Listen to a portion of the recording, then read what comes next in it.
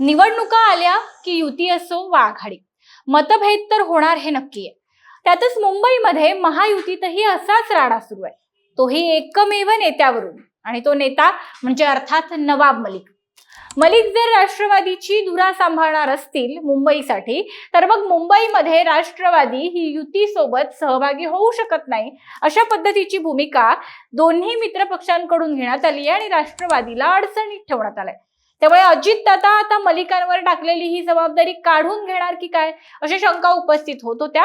मात्र त्या तशा शंका उपस्थित होत असतानाच अजितदादांनी आता भाजप आणि शिवसेनेच्या म्हणजे शिंदेच्या सेनेच्या या सगळ्या भूमिकेला थेट बाहेरचा रस्ता दाखवलाय आणि मलिकच राष्ट्रवादीची मुंबईची ही कमान सांभाळतील हे अजितदादांनी पक्क केलंय. मलिकांविषयी भाजप आणि सेनेची टोकाची भूमिका नेमकी काय आहे, अजितदादांचं मलिकांना धरून ठेवणं नेमकं कशासाठी आहे आणि यातून निर्माण होणारं संभाव्य चित्र, यावरच आज आपण बोलणार आहोत. त्यामुळे लगेच व्हिडिओला सुरुवात करूया. नमस्कार, मी गौरी आणि तुम्ही पाहत आहात प्राईम टाइम महाराष्ट्र.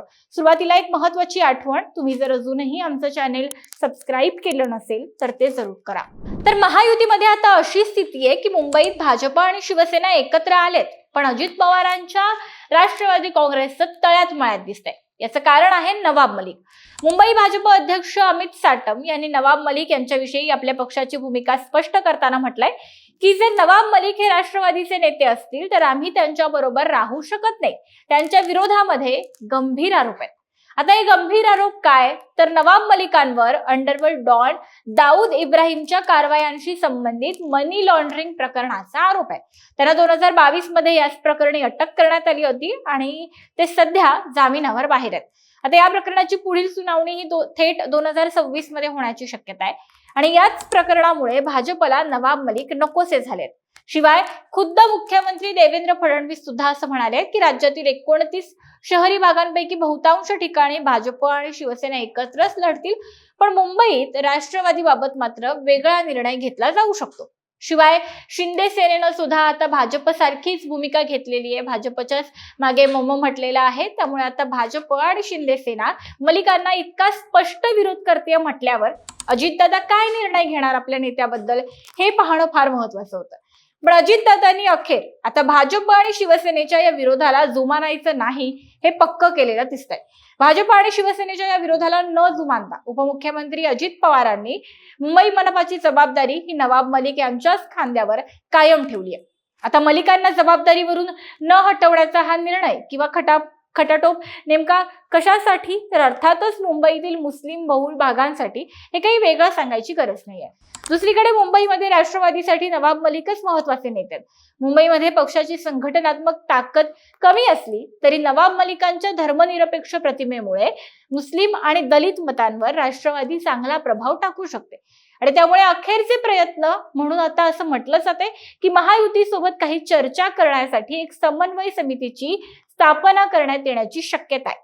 मंत्री अदिती तटकरे, मुंबईचे 2 कार्याध्यक्ष आमदार सना मलिक यांची एक एकत्रित समिती स्थापन होण्याची शक्यता आहे राष्ट्रवादीकडून आणि यासाठी म्हणजे नवाब मलिक यांना स्वीकारावं आणि महायुतीत राष्ट्रवादी असावी मुंबईमध्ये, यासाठी प्रयत्न म्हणून हे प्रयत्न केले जातील. ही समिती स्थापन केली जाईल समन्वयासाठी.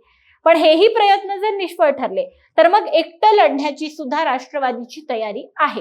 शिवाय भाजप आणि शिवसेनेकडून होणाऱ्या या सगळ्या आरोपांवर राष्ट्रवादीकडून आता प्रत्युत्तर सुद्धा यायला सुरुवात झाली आहे. राष्ट्रवादीच्या सूरज चव्हाणांनी आज असं म्हटलं की मलिकांवरील प्रकरणाचा तपास अद्यापही सुरू आहे, त्यांच्यावरचा गुन्हा काही सिद्ध झालेला नाहीये आणि मुंबईतील भाजप नेत्यांनी महायुतीतील एकतेला धक्का लागू न देणं हे अत्यंत महत्वाचे असं म्हणत राष्ट्रवादीकडून सुद्धा आता भाजपला सुनावण्यात आलंय. दुसरीकडे राष्ट्रवादीनं मित्रपक्षांच्या विरोधाला न जुमानता मलिकांनाच साथ द्यायची ठरवली आहे. त्यामुळे आता मुंबईमध्ये महायुती दुभंगली गेल्याचं एक चित्र दिसतंय. मलिकांविषयी भाजप आणि शिवसेना जी काही भूमिका घेते, जी काही मत मांडते, जे काही सांगते, ते तुम्हाला योग्य वाटतंय का? तुम्हाला या संदर्भात काय वाटतंय? या संपूर्ण प्रकरणी नेमकी तुमची मतं, तुमच्या प्रतिक्रिया, तुमच्या भावना काय आहेत ते आम्हाला नक्की सांगा.